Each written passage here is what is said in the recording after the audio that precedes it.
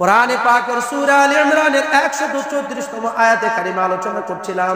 আল্লাহ জাল্লা শানহু বলেন, এই যে বিশাল জান্নাতের কথা তোমরা শুনলে, এর প্রশস্ত জায়গার জমিনটা কত বড়, এর ঘরটা কত বড় হবে, এর ফাঁকা কত বড় হবে, এরিয়াটা কত বড় হবে, এর মূল্য কত হবে, সব কিছু যে জানলে, এত বড় সম্মানী, এত বড় মূল্যবান একটা জান্নাত কাদের কাছে আমি রব্বুল আলামিন বিক্রি করব তা কি তোমরা জানো? এক নম্বর তাদের গুণাবলী হলো আল্লাযীনা ইউনফিকুনা ফিস-সাররা'i ওয়াদ-দাররা'i ওয়াল-কাযিমিনাল গায়যা ওয়াল-'আফিনা 'আনিন নাস আল্লাহু ইউহিব্বুল মুহসিনিন। আল্লাহ জাল্লা শানহু বলে, আমার এই বিশাল জান্নাত, যেটার মূল্য সূর্যের চাইতেও বেশি, যেটার মূল্য চন্দ্রের চাইতেও বেশি, যেটার মূল্য তারকারাজির চাইতেও বেশি, যেটার মূল্য মাটির চাইতেও বেশি, যেটার মূল্য খনির চাইতেও বেশি, যেটার মূল্য তেলের খনির চাইতেও বেশি, যেটার মূল্য স্বর্ণের খনির চাইতেও বেশি, যেটার মূল্য গ্যাসের খনির চাইতেও বেশি।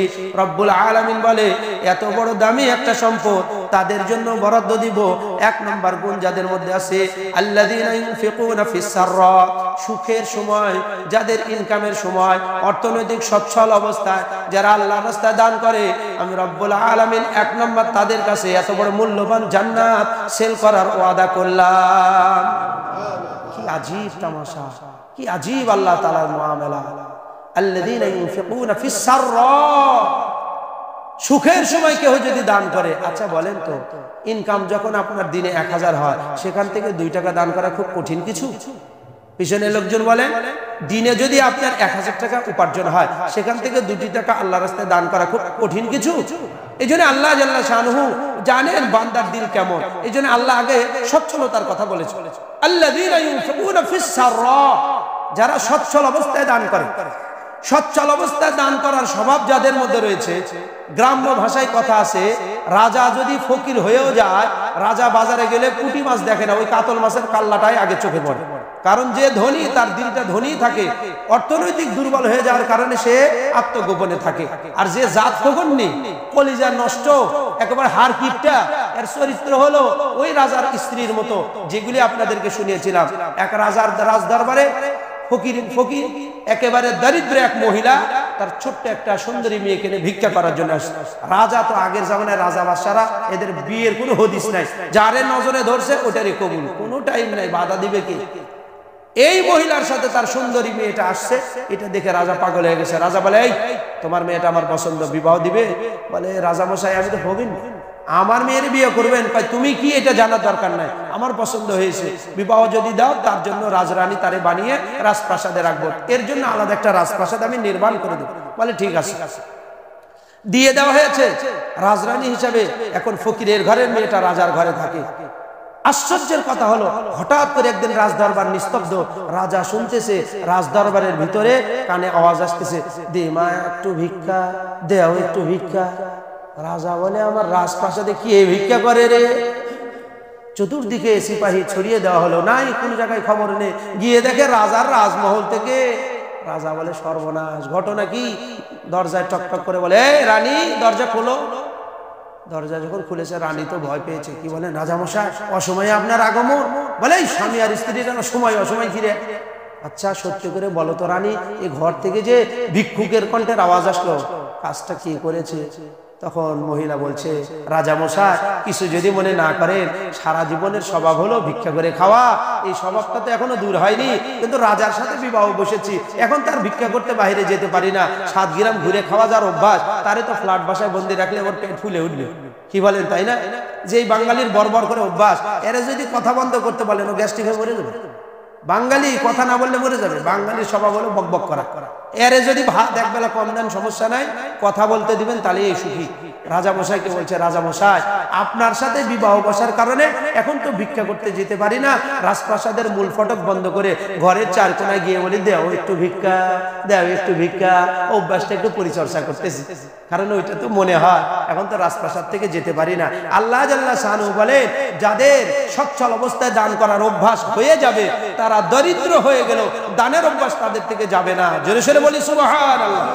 আর যারা টাকা অবস্থায় কাউলা, এদের ফকিরনি অবস্থায় দানের প্রশ্নই আসে। গ্রাম্য ভাষায় একেবারে পরিষ্কার বাংলাতে আপনাদেরকে ওয়াজ শোনালাম। আল্লাহ জাল্লা শানহু বলেন, আল্লাযীনা ইউনফিকুনা ফিস-সাররা, সচ্ছল অবস্থায় যারা দান করে। 2 নম্বর অদ্দর্র, অসচ্ছল অবস্থায় তারা দান করবে। সচ্ছল অবস্থায় দান করা এটাও আল্লাহর কাছে যেমন নিয়ামত, অসচ্ছল অবস্থায় দান করাও তেমনটাই আল্লাহর কাছে তেমন প্রিয়। সচ্ছল আর অসচ্ছলের ব্যাপারটা 3টি হাদিসে কারিমার মধ্যে রয়েছে। 1 নম্বর রাসূল করিম সাল্লাল্লাহু আলাইহি ওয়াসাল্লামের স্ত্রী আমাদের আম্মাজান আয়েশা সিদ্দিকা রাদিয়াল্লাহু তাআলা আনহার কাছে একটা ফকির এসেছে। ঘরের মধ্যে কোনো খাবার নেই, ঘরের মধ্যে দেওয়ার মতো কোনো পয়সা নেই। আল্লাহর পয়গম্বরের স্ত্রী আমাদের আম্মাজান আয়েশা সিদ্দিকা রাদিয়াল্লাহু তাআলা আনহা পুরা ঘর তালাশ করে দেখে আঙ্গুরের 1 পিস। কয় পিস? আঙ্গুরের বাদানা, আঙ্গুরের একটা দানা। আঙ্গুরের কি কথা কন না কে? আঙ্গুরের একটা দানা। আম্মাজান আয়েশা সিদ্দিকা রাদিয়াল্লাহু তাআলা আনহা কোরআনে পাকের এই আয়াত তো জানে যে সচ্ছল অসচ্ছল 2 অবস্থায় দান করা আল্লাহর কাছে প্রিয়। আঙ্গুরের একটা দানা দান করেছে ফকিরের হাতে, যেটা ছাড়া আর ঘরের কোনো কিছু দেওয়ার মতো ছিল না। ওই একটা দানার কারণে হাদিসের মধ্যে ওইটার প্রশংসা নবীজি করেছেন। সুবহানাল্লাহ। ও ভাইরা আমার, বাপজানেরা আমার, লক্ষ টাকার মালিক যে সে মসজিদ বানা দিবে, আপনি ওইটা দেখেন কেন? আমি ভ্যানওয়ালা কুলি মজদুর, আমি কি 2 টাকা দিতে পারি না? টাকাওয়ালার দিকে আপনি জিভা বের করে আসেন কেন? ইসলামের চূড়ান্ত বক্তব্য হলো টাকাওয়ালার 1000 টাকার মালিক, সে যদি দেয় 10 টাকা, তুমি 2 টাকার মালিক, ওখান থেকে দিবে 25 পয়সা। সমস্যা কি? ইসলাম বলেছে না দেওয়ার চাইতে কম দান করা উত্তম। একেবারে দান না করা হলো এটা কৃপণের লক্ষণ। আল বাখিলু লা ইয়াদখুলুল জান্নাহ, কৃপণ ব্যক্তি জান্নাতে প্রবেশ করবে না। সুতরাং আল্লাহ জাল্লা শানহু বলেন আল্লাযীনা ইউনফিকুনা ফিস সাররা, 1 নম্বর যারা সচ্ছল অবস্থা দান করবে, অর্থাৎ কামাই যত বেশি আছে তখন বেশি দান করবেন, কামায় যত বেশি তখন দিবেনও বেশি। অদ্দর্র, কামায় যখন কম দিবেনও আপনি কম, কামায় যখন কম দিবেন আপনি কম। এই জন্য হাদিস শরীফের মধ্যে রয়েছে রাসূল করিম সাল্লাল্লাহু আলাইহি ওয়াসাল্লাম বলেন, যেই ব্যক্তি সুখে দুঃখে সচ্ছল অবস্থায় অসচ্ছল অবস্থায় সর্ব অবস্থায় দান করে, আল্লাহ জাল্লা শানহু বলেন এমন ব্যক্তিদের জন্য ওই যে আগের জান্নাতের কথা বললাম, আসমান এবং জমিনের ফাঁকা জায়গা পরিমাণ আল্লাহ তাআলা এত বড় বিশাল জান্নাতের মালিকানা তাদেরকে দান করবেন। সুবহানাল্লাহ। 1 নম্বর ব্যাখ্যা, মানুষের যখন সচ্ছল অবস্থা থাকে তখন টাকার আধিক্যের কারণে আল্লাহর কথা ভুলে যায়। টাকা যখন কামাই বেশি হয় তখন মদ খাওয়ার কথা মনে হয়, কামাই যখন বেশি হয় তখন ঘরের ভাত আর স্বাদ লাগে না, আকবরিয়াতে একটু আড্ডা দিতে মজা পায়, আর একটু টাকা বাড়লে নাচ গার্ডেনে মজা হয়, আর একটু টাকা বাড়লে 5 স্টার হোটেলে রাত কাটাইতে মজা হয়। আল্লাহ আল্লাহ শানহু বলেন, সম্পদের মালিক কি তুমি নাকি? সম্পদের মালিক কে? আমার মালিক কে? আল্লাহ বলেন আমি দিলাম টাকা বাড়িয়ে মিয়া, আর 5 স্টার হোটেলে ঘরের ভাত পচায় 5 স্টার হোটেলে এসে চাইনিজ খাও, চাইনিজ মাছ দিয়ে কিন্তু সোজা করে দিব। টাকার মালিক আমি, আমার কথা শুনবা না, শুনবা কার কথা? এই জন্য রব্বে জালিল বলে মানুষের অর্থনৈতিক সচ্ছলতা বেশি আসলে মানুষ একসময় পাগল হয়ে যায়। টাকা বেশি হইলেও যেমন আল্লাহকে ভুলে যায়, দারিদ্রতাও বেশি হলে মানুষের অবস্থাও খারাপ হয়। এই জন্য হাদিসের মধ্যে আসছে কাদাল ফাকরু আইয়াকুনাল কুফরা, দারিদ্রতার সীমা আঘাত মানুষের জীবনের উপর যখন পড়ে, নামাজ পড়ে মসজিদে, বাইরে গিয়ে সুদের উপর নেয় টাকা। জোরে বলেন ঠিক কি না? আর এই নামাজের কি কসু? সুদখোরের কোনো নামাজের দাম নাই, ঘুষখোরের নামাজের কোনো দাম নাই, মসজিদের দানের কোনো দরকার নাই। হারাম টাকা সওয়াবের নিয়তে দান করলে তার ঈমান চলে যায়। তাহলে কেউ মসজিদ বানায় দেয় সওয়াবের আশায় নাকি সওয়াবের আশা ছাড়া? মসজিদ বানায় কি গুনাহ করার জন্য না সওয়াবের জন্য? তাহলে হারামখোর ব্যক্তি মসজিদ বানিয়েছে সওয়াবের আশায়, আল্লাহ নবী বলেন ওর ঈমান চলে গেছে। এই জন্য হারাম টাকা সওয়াবের নিয়ত ছাড়া দান করতে হবে। হালাল মাল দান করলে আল্লাহ কবুল করে। 1 নম্বর ব্যাখ্যা। 2 নম্বর ব্যাখ্যা হলো আল্লাহর হাবিব আলাইহিস সালাতু ওয়াস সালাম কোরআনে পাকের আয়াত তেলাওয়াত করে বলে, ও আমার উম্মত তোমরা একটু লক্ষ্য করে দেখো আল্লাহ জাল্লা শানুহু কি বলেছেন। আল্লাযীনা ইউনফিকুন, নাফাকা ইয়ানফিকু শব্দের অর্থ হলো ব্যয় করা। আল্লাহ কি বলেছেন? তুমি জমি ব্যয় করো, টাকা ব্যয় করো, তাই বলেছে। শুধু ব্যয় শব্দটা উল্লেখ আছে কোরআনে পাকের মধ্যে। ব্যয়, এখন ব্যয় শব্দের তাফসীরের মধ্যে অনেকগুলি ব্যাখ্যা আছে। যার টাকা আছে সে টাকা দিবে, যার টাকা নাই সে শ্রম দিবে, যার শ্রম দেওয়ার কাজ নাই সে মাথার বুদ্ধি দিয়ে কাজের সহযোগিতা করবে। কিন্তু আমাদের দেশের মানুষ যে একটু বুদ্ধিমান সে হলো বড় বুদ্ধি বেছে খায়, বুদ্ধিজীবী। সে কি জীবী, এ আরো বুদ্ধি বেশি খায়, বড় বাটপা।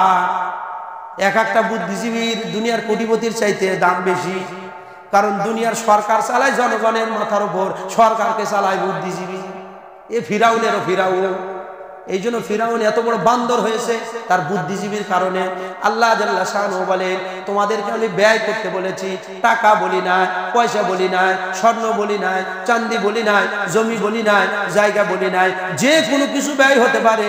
যার পয়সা আছে সে পয়সা ব্যয় করবে, যার সময় আছে সময় ব্যয় করবে, যার বুদ্ধি আছে সে বুদ্ধি ব্যয় করবে, যার শ্রম দেওয়ার শক্তি আছে সে শক্তি ব্যয় করবে। যে যেইভাবে ব্যয় করবে আল্লাহ বলেন সবার জন্য আমি জান্নাত বানিয়েছি। বড় আজীব আল্লাহ তাআলার মুআমালা। ও ভাইরা আমার, বাপজানেরা আমার, দুনিয়ার কোন মানুষের এরকম অপশন রাখে না। দুনিয়ার মানুষ যদি কাজে যায়, কাজে যাওয়ার পর আপনি যদি কাজ না করেন, কাজে শুধু হাজিরা দিবেন আর বেতন নেবেন, দুনিয়ার মহাজন এটা মেনে নিবে না। কিন্তু আল্লাহ তাআলা কত আহকামুল হাকিমিন, দয়ালু মালিক। আল্লাহ জাল্লা শাআনুহু বলেন তুমি শুধু ব্যয় করো। এখন ব্যয়টা টাকাও হতে পারে, পয়সাও হতে পারে, স্বর্ণ চাঁদিও হতে পারে, শ্রমও হতে পারে, বুদ্ধিও হতে পারে। সুতরাং ব্রেন খাটায় একটা সদ উপদেশ দেওয়া। আল্লাহর হাবিব আলাইহিস সালাতু ওয়াস সালাম বলেন, টাকাওয়ালার টাকা দান করলে যেই পরিমাণ নেকি হয়, একজন বুদ্ধিমান মুমিন দুর্বল মুমিনকে সদ উপদেশ দিলে ওই পরিমাণ সওয়াব হয়। অথচ আমাদের দেশের মানুষ তো বুদ্ধি দিলাম না, টাকা দে, বুদ্ধি দিয়েই ধান্দা করা শুরু করে। বুদ্ধি বেশি আগে কামাই করার চিন্তা করে। অথচ তার বুদ্ধি দেওয়া, সৎ পরামর্শ দেওয়া এটা একটা ইবাদত। সৎ পরামর্শ দেওয়া এটা ইসলামে কি ইবাদত। টাকা পয়সা থাকলে দান করা যেমন ইবাদত, সৎ উপদেশ দেওয়া একটা ইবাদত। হাদিসে পাকের মধ্যে নবী আলাইহিস সালাতু ওয়াস সালাম বলেন, যে ব্যক্তি তার মুখ দিয়ে উত্তম কথা বলে, প্রত্যেকটা টাকা দান করলে যেমন আলাদা আলাদা সওয়াব লেখা হয়, মুমিন বান্দার জবানের কথা যা বের করবে প্রত্যেকটা কথা আলাদা আলাদা নেকি তার জন্য জমা হয়। ইলাইহি ইয়াসআদুল কালিমুত তাইয়্যিব ওয়াল আমালুস সালিহু ইয়ারফাউ। আল্লাহ জাল্লা শাআনুহু বলেন, দুনিয়ার সিঁড়িতে যদি তুমি পা দাও, জমিন থেকে 1 বিঘত উপরে, আরেক সিঁড়িতে পা দিলে আরেকটু উপরে, আরেকটু সিঁড়িতে পা দিলে আরেকটু উপরে, উঠতে উঠতে তুমি একতলার ছাদে গিয়েছো, জমিন থেকে 12 ফিট 14 ফিট তুমি উপরে উঠে গেছো। জমিনের সিঁড়িতে পা দিলে যেমন উপরে ওঠা যায়, ভালো কথা বলার দ্বারাই মানুষের মর্যাদা আস্তে আস্তে উপরে যায়। উঠতে উঠতে উঠতে উঠতে এই ব্যক্তির কথার স্তর আসমানের নিচ পর্যন্ত চলে যায়। এরপরে যা অন্য নেক আমল করে, এই আগের কথার আমল আর পরের নেক আমলের আমল, উভয় আমল একসাথে হইয়া সে জান্নাতের মালিক হয়ে যায়। তাহলে উত্তম কথা বলা ইসলামে ইবাদত। তাহলে উত্তম কথা বলা যদি ইসলামে ইবাদত হয়, ফাউল কথা বলা ইসলামে কি না? আমরা ভালো কথা বেশি বলি না, খারাপ কথা বেশি বলি। মুখ আছে বলে খালি বক বক বক রক, নন স্টপ। এই যে চালু হয়ে গেছে রে বাবা, মোবাইলে কথা বলার জন্য 1 মিনিট কল করতে সে দেখে, বাপরে বাপ কখন 1 মিনিট চলে যায়। 55 সেকেন্ড হওয়া মাত্র কটত করে দেয়, কাটে, ভাই টাকা শেষ হয়ে গেছে। টাকা শেষ আছে নাকি 56 সেকেন্ডের পরে আর 1 মিনিট যোগ হবে, ওইটার মায়া তুমি বুঝলা। কারণ মোবাইলে 1 মিনিট কথা বলতে তোমার থেকে টাকা যাবে 1 টাকা, 2 টাকা, 3 টাকা। আর আমাদের দেশে যে বাটপার কোম্পানিগুলি আছে, এই ডিজিটাল যুগেও এদের কল রেট কাটার সিস্টেম দেখলে তো মাথায় খারাপ। তাহলে মোবাইলে কল রেটে টাকা দিয়ে বিনিময়ে কথা হয়, এই জন্য মানুষ তখন কথা বলে হিসাব করে। অথচ হাদিসে পাকের মধ্যে আসছে, মুমিন মুসলমান যদি জবান হিসাব করে চালায়, ইবাদত যদি অন্যান্য দিক কমও থাকে, কথা কম বলার কারণে ইমানদার মুমিন, যে ব্যক্তি কথা বেশি বলেছে আমলও বেশি করেছে, ওই মুমিনের চাইতে আমল কম কথাও কম, এই মুমিন আগে জান্নাতে যাবে। তাহলে কথা কম বলা ইসলামে ইবাদত। কথা কম বলা ইসলামে কি? নবী আলাইহিস সালাতু ওয়াস সালাম নবুয়ত পাওয়ার আগে 3 বছর চুপ ছিলেন হীরা গুহা। তাহলে চুপচাপ থাকা ইসলামের ইবাদত। তাবিলুস সামত, নবীজি অধিকাংশ সময় চুপ থাকতে, যখন প্রয়োজন তখন মুখ খুলতেন। এই জন্য আল্লাহ জাল্লা শাআনুহু বলেন, আল্লাযীনা ইউনফিকুনা, যারা ব্যয় করবে, কি ব্যয়? ফিস সাররাই, সুখের সময়, ওয়াদ-দাররাই, দুঃখের সময়। সুখে দুঃখে যারা দান করবে, আল্লাহ জাল্লা শাআনুহু বলেন, তুমি দুনিয়াতে সুখে দুঃখে দান করবে, আমি রব্বুল আলামিন আখিরাতের মহা বিপর্যয়ে তোমাকে হেফাজত করব। সুবহানাল্লাহ। সুতরাং আমরা এতক্ষণ আল্লাহ তাআলা কোরআনে মাজিদের একটি পূর্ণাঙ্গ আয়াত, আরেকটি আয়াতের প্রথম অংশ শুনলাম। সারা জীবন ধরে ওয়াজ শুনবেন বেঁচে থাকলে, আমলটাও তো করতে হবে।